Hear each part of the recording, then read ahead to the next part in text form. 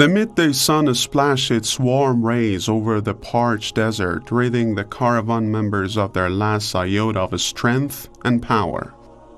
Under this hot weather, the captivated household of Imam Hussein were being moved towards the vicious city of Damascus, carrying with them their unbearable griefs and the physical hardships.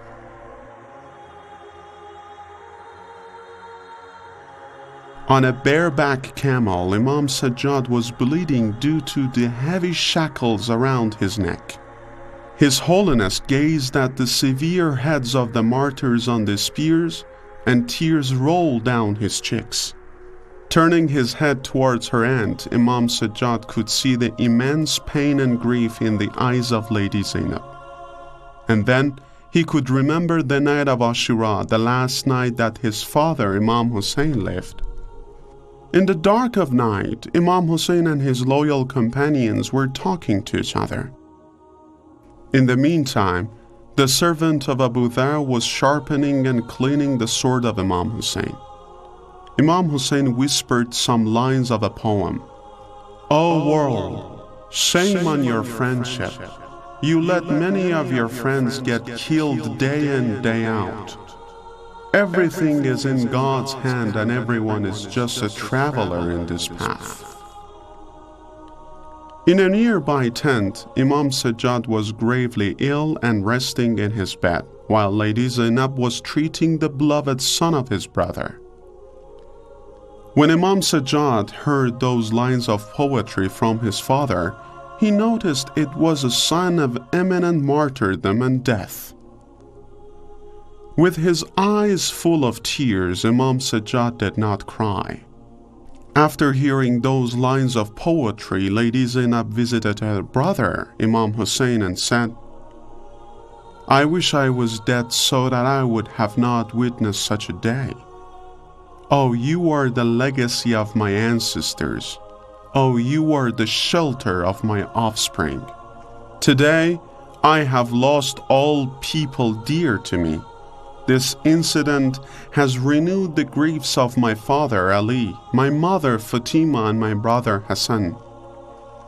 A bitter smile appeared on Imam Hussein's face, and then the holy Imam consoled his sister and asked her to be strong and patient. "Dear sister, try to be patient and know that every human being will taste death, even those who are in the skies. All creatures are mortal except for Allah Almighty who has created this world. He will resurrect everyone and He is the one God. My father, my mother, and my brother Hassan were much better than me, and they all departed to the hereafter. All Muslims and I should follow the same path of God's messenger, who also departed this world to meet his Maker." After these words, the household of Imam Hussein, including his wife, sisters, children, nephews, and nieces, they gathered around His Holiness and circled around him like butterflies around a candle. In the pitch dark of that night, Imam Hussein placed in the serenity and calmness in his sister's heart with his beautiful and expressive words. In those moments, Qasim ibn Hassan, the nephew of the holy Imam, approached and said, "Dear uncle, will I be killed as well?" Imam Hussein sympathetically asked, "How do you see martyrdom?" "It is sweeter to me than the honey," answered Qasim. Imam Hussein continued, "Oh my dear, I swear to God that you will be killed after much suffering. And my son Abdullah will also be killed." "Oh dear uncle, will the enemies attack the tents as well? Since you said Abdullah the infant will be martyred as well." Qasim says, "Abdullah will be killed when I take him outside to quench his thirst," Imam Hussein said. "And then the brutal enemy will tear apart my infant's neck with an arrow and his blood will make my hands red." At that time I will raise my hands and I ask God for patience, and I only have hopes on the blessings of this calamity. The enemy's spears will be waiting for me while the fire is ablaze from the ditch behind the tents. Then I will attack them, and this will be the most bitter moment of life. It is when the God's wish will actualize. After these words, cries and moans were all that could be heard.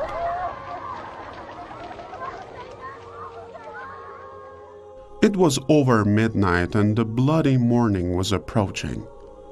Then Imam told his companions, "Stand up, make a ghusl, and do the wudu, because this is the last time you do a good deed."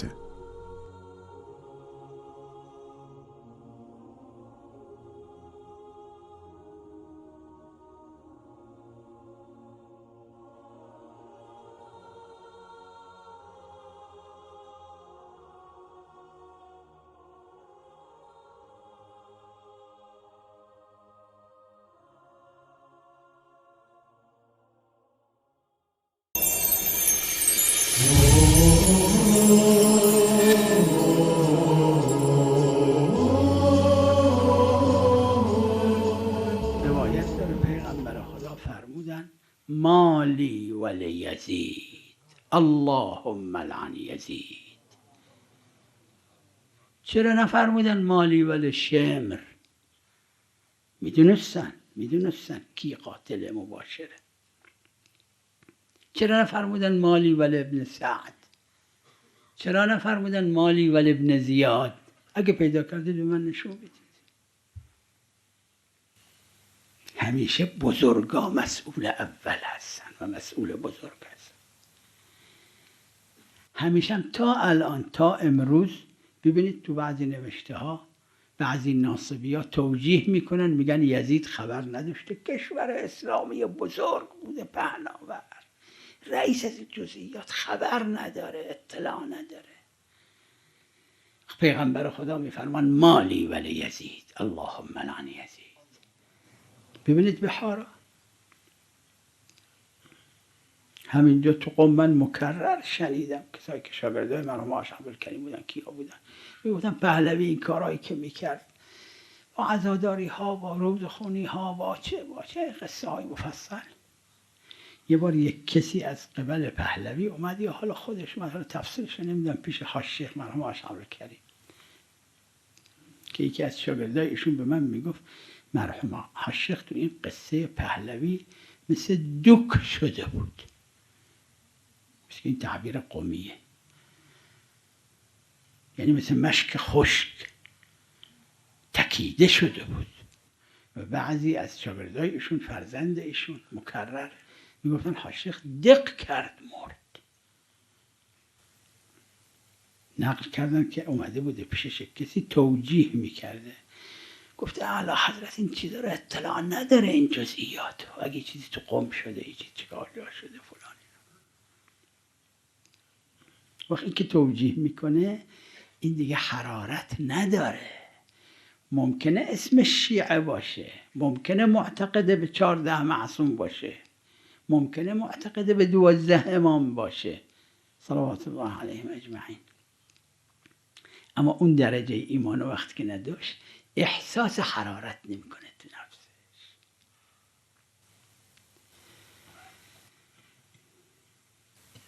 یه خورده در این ایام عاشورا که میشه، عاشورا تموم شدنی نیست.